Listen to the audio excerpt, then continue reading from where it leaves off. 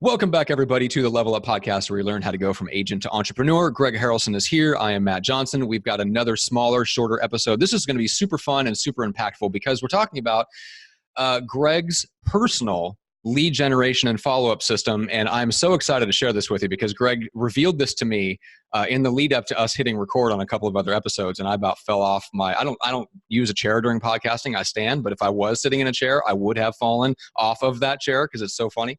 Greg, first of all, welcome back. Thank you. I appreciate it. Yeah, I'm already laughing. I was going to say, so let's start with this. Okay. We were talking about technology, and you did a Facebook Live recently with Abe Safa, who's been on the show before, and people can probably go find that on your Facebook profile right now. But we were talking about tech, right, and just the rise of that. And I asked you what tech are we talking about, and how. And I must have asked you something about how you follow up with your own leads, thinking you're logging into Infusionsoft and stuff like that every day to figure out who to call, who to follow up with, and you basically whipped out the most unexpected answer ever, which is what is your personal lead generation and follow-up system? Yeah, I think I said, which threw you real off. It says, I got to show you my CRM. Let me just show you my CRM. And I went like this. It's for those of you listening. Wait. Come on, man. Let me show. What do you call it? A trapper keeper? Trapper keeper. Yeah, this is basically got a zipper on it. Folio or something. It's got for those of you that can't listen, he's unzipping it right now. It's a file folio filled with sheets of paper. I kid you not. Yeah. It's awesome, dude. And in one of the little sections, it's like hot sellers. These are like all people that I think I could list within the next couple of days. Okay. There's about 6 or 7 of them in there. Then it's got business projects. These are like projects that I have going on. I like to see progress reports on pieces of paper. Mm-hmm. I got that there. So if it's not in this file, I probably don't give a damn about it, or at least I don't want to hear about it. And then I've got recruits. These are the people that I'm actually talking about recruiting right now. Okay. And then here is a big old pile. I like this pile. These are all the properties that I'm researching and I'm about ready to make offers on, or actually have offers on to purchase them personally myself, because I do buy a lot of property. And that's it. So basically, I show up to the office in the morning, and at 8 o'clock, I plop open my computer, I open this thing up, and I go through this. And when I get done, I'm pretty much probably have made either gotten some listings, maybe made some offers and whatnot. But that's it. That's me. There's my tech. So this is the best tech I got. That's hilarious. Second, I just want to point out, so you've got essentially 3 main areas. So you are recruiting listings, right? So you've got your follow-ups for listings. You've got your follow-ups for researching and making offers on properties, and then people, right? Where you're literal physical recruiting people into your brokerage. So I just want to give people some insight into you have never not prospected. You are always prospecting. Every day. Yeah.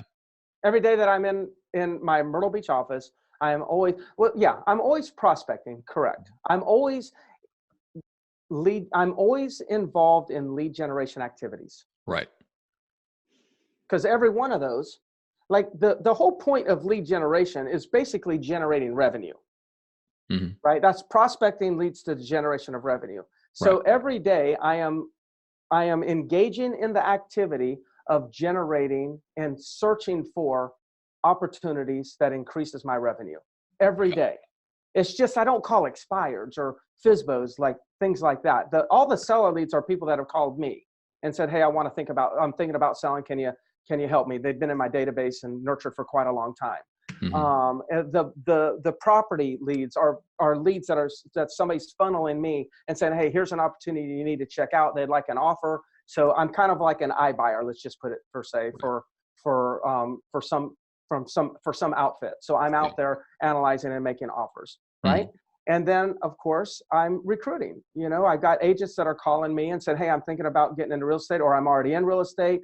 I'm moving to the area. So I'm having those conversations, because at the end of any one of those conversations, generating income can be generated.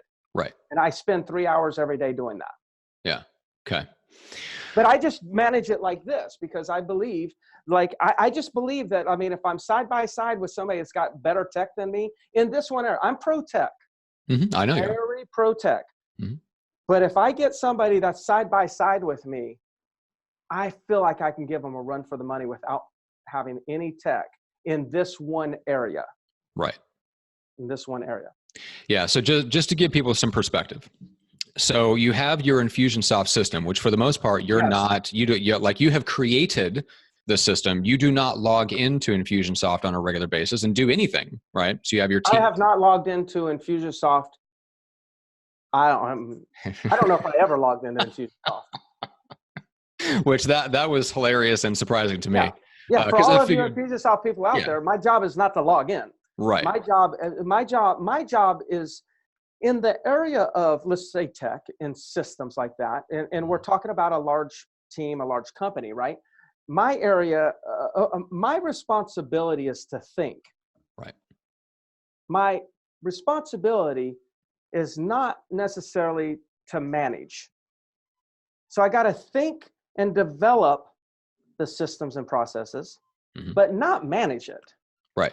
So when I say I don't know if I've ever logged in, I truly don't believe maybe I have logged in, but I'm telling you, it's less than two times in 8 years. Okay. So I would never know what the password is, anything like that. I'd have to call you because you. Exactly. I was going to say, me and my team, Frank, and you and your team and Frank. Yeah, exactly. You guys, I could go to you as long as y'all are around. I'm good.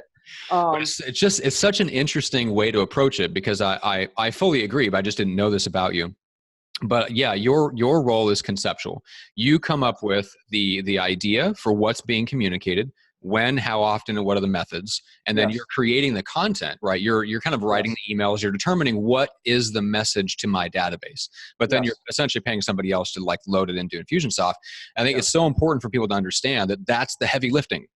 The actual, like all of the exploring, all the research on the stuff that we do for tech and for CRMs, especially, your perspective on it is that sometimes it helps more than it hurts, unless you can do it exactly the way you did it, which is you come up with the conceptual part, created the content, and then pay somebody else to load it into a CRM, which of course nobody does, right? You're one of the only people that hurts more than it helps. Yeah. I think sometimes it hurts. I think sometimes it's very inefficient. Sometimes it hurts. And more than it helps, and I think I said this with Abe with technology, there's those people, it can be so inefficient and ineffective because so many people will research technology, they'll buy technology, they'll set up technology, and then they never use the technology. And that's where it becomes inefficient. Like technology, most technologies are built for efficiency. They should help you. But then when you look at real estate agents and the masses, you see that technology has not really helped agents. You're not really seeing top line growth or profitability growth when people actually implement new technologies. And it shouldn't be that way. So for me, I know I would have fallen into that exact trap. I would have thought through it because I love the thinking part. I would have okay, here's all the emails. Okay. And then I would have asked, somebody to put them in there. And then if I had to feed that machine personally every single day, I would have never done it. So my job is to, it's to, get it, be the visionary. And then it's to turn it over to the staff to be the executor. They got to execute it. And then right before they hit the final button, I'll come back in and just give the final approval. And then I just get out of the way. Yeah. Yeah. And there's a lot there we could unpack from a team leader, owner, wealth building perspective, but we don't have time for that. Sure. So I just want to ask you one question that we'll close out with. Before we do that, what's the best way for people to connect and reach out and ask questions? Best way for them to connect and reach me is through Facebook. Just go to Messenger. It's very convenient for me. Yeah, just look up Greg Harrelson. Super easy to find. Okay, so final question for you is: so you've got this what I jokingly call a trapper keeper. Right? I should have said pick up the phone and actually rotary dial me. But see, I do love tech, right? I got Facebook Messenger.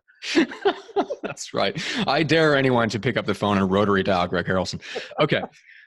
So first of all, these are physical slips of paper. This stuff is always changing. You've got new leads coming in. You've got new properties, coming in that you want to pay attention to. So my question for you is, who is updating the Trapper Keeper? How are you getting the right slips of paper in there so it's not just a bunch of old information that's not usable? Yeah, great. So if you're in here, you're definitely a short-term opportunity for me. There's something like really going on right now. Decisions are going to be made probably within the next 7 to 10 days. Okay. Mm-hmm. And so when those decisions are made, let's say I get a listing, then I take it out, toss it, put the paper on my assistant will walk up to me and say, Greg, I got listing papers, through DocuSign. Do you have that paperwork? And I'll physically hand her the paper, and then she'll go on. She probably uses all kinds of tech. She'll go on, and that's out of my mind, right? It's out of my binder or my trapper keeper. It's out of my mind. Okay. Then there'll be some people that will decide not to list for whatever reason that'll be, or I'll make an offer and it won't work out. Then that will go into one of two places. It'll either go to my assistant, who will then put it into some long-term nurture, or it'll go into the trash can. Okay. Okay. So it's mostly one at a time. It's not like your assistant's updating that, because it's physically with you, right? So nobody touches this. This does not go into anybody's hands but mine. Okay. Gotcha. So it's literally one piece of paper at a time, ran through your assistant, and you keep possession of it all the time. Okay. That's what I was curious about, is she taking it at the end of the day, updating it, handing it to you fresh in the morning as you roll into the office? This way, sir, I have your coffee ready. Here's your portfolio for today. Okay. No, there's nothing to update, because these are this is now business. So if I talk to them today, I'm writing notes as I'm talking to them. It's being updated right there. If they stay in this trapper keeper, then that means I got to keep calling them. Right. We don't need to go put this on a CRM and put a future, create a task for tomorrow. I mean, if it's in here, my task is I got to call them. Okay. I don't need to go through that process. Gotcha. Yeah. So for you, it speeds everything up, and you've got somebody that get one supporting person is enough to make that run super smooth. Yeah. Yes. To me, that makes sense. Okay. I love it. Super simple, super old school, and very, very functional. I like it. Yeah. you never cease to amaze me. For those of you who are listening to this on the podcast, please go to YouTube and actually see how pretty my trapper keeper is. Mm-hmm. I got it. It's a deal. I paid $2.50 for it. And I think it's because the color is just so obnoxious. I think you're right about that. You can go to the YouTube channel. You can go to the leveluppodcast.com. The YouTube videos are embedded there, so you can listen or watch. But yeah, that was hilarious. So I wanted to bring that to the audience because I got such a huge kick out of it. Greg, thank you as always. And if anybody is listening, make sure to go check out the podcast on all your usual places: Apple Podcasts, Spotify, Stitcher. It's coming soon to Pandora, all those fun places. And then make sure on Apple Podcasts to leave a rating and review. And if there's a particular guest, you mentioned Abe Safa. If we've had Abe on the show before, we also talked about another episode, Rick Davidson. So you can go back and listen to the episode with him, which is called Race to Relevance. That was a really good episode. So if there's stuff like that you like, make sure to give them a shout out in the review. We love passing on that feedback to them. So, all right, Greg, as always, it was a pleasure. Thank you so much. Sounds good, man. Take care.